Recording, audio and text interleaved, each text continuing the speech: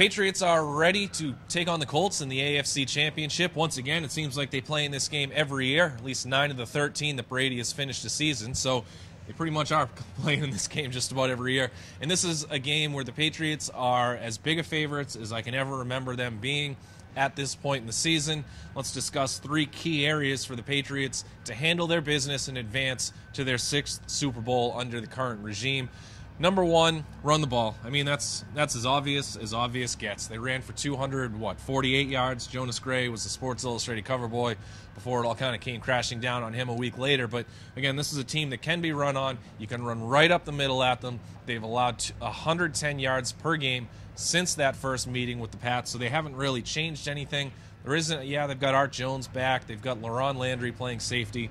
Whatever. I mean, you can gash them, and the Patriots have to take advantage of it. Josh McDaniels cannot ignore the running game this week. Without question. I mean, I don't know if they're going to be game plan specific, run as much as they did the first time. That would be too obvious, and the Patriots don't like to be too obvious. But they can't ignore ground and pound. Whether it's Jonas Gray, LeGarrette Blount, whoever they choose to run the football, they have to, pay attention to doing that this time. And that, in turn, will help Tom Brady and the play action, throwing the football, getting it to Gronkowski. But you want to start with running the football. Absolutely. Number 2, Andrew Luck is going to make some throws that are going to cause your jaw to hit the ground, but he is also going to make some throws that make you wonder how in the world this guy is being viewed as the second coming. He is going to be a fantastic quarterback. He has a very good chance of being the best quarterback in the NFL at some point, and maybe for a very long stretch of time. Right now, I don't think he's there yet. He commits a ton of turnovers, 53 career interceptions in 53 career games, including the playoffs, 29 fumbles, but it goes beyond that. The guy misses very easy passing patterns that get his teams into trouble.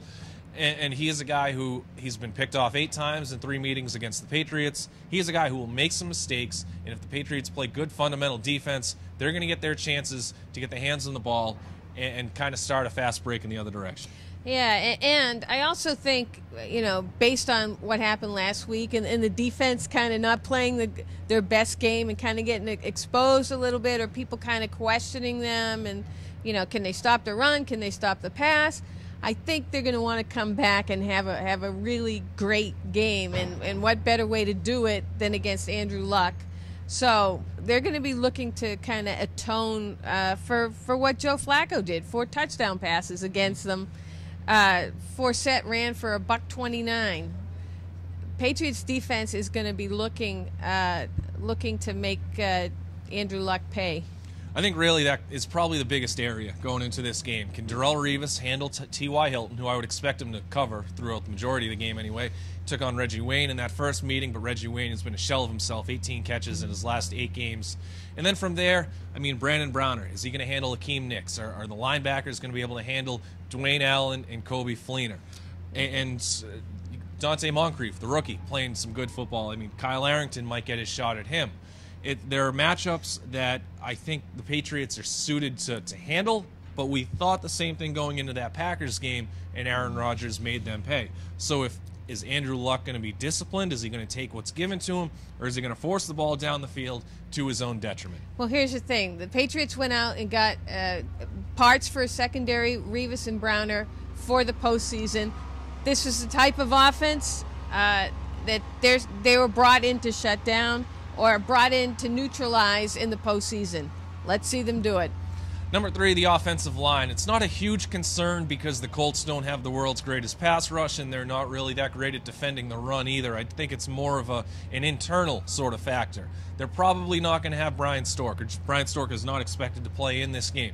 That means Josh Klein is probably, if they continue the same pattern that they finished last week's game with, going to get his first career postseason start. He played well in relief of Stork last week at right guard when Wendell moved into center.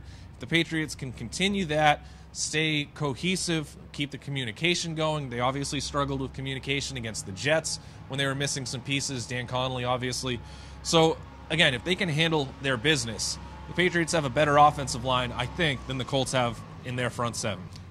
Without a doubt. But again, if they spring some leaks, and somehow a Colts defensive line that really isn't all that great gets to Brady and gets to Brady up the middle, that's when you're going to have some problems. Yeah, they don't really blitz too often. So, hey, Chuck Pagano is a good coach. I do like what he brings to the table. But how different are they really going to be? You'll see this time of year when players see a coach kind of throw a game plan out the window or try to become something that you're not, players start to panic and they wonder if they're good enough for that moment. I mean, again, I think this is a stage that is probably too great for this Colts team at this point right now. And if the Patriots handle these three key areas, again, with that offensive line being the third one. Handle their business. Exactly. They'll be moving on to a Super Bowl. They'll be taking on the Packers or the Seahawks in Arizona in a couple weeks. To follow how this game goes, obviously you're going to be watching it.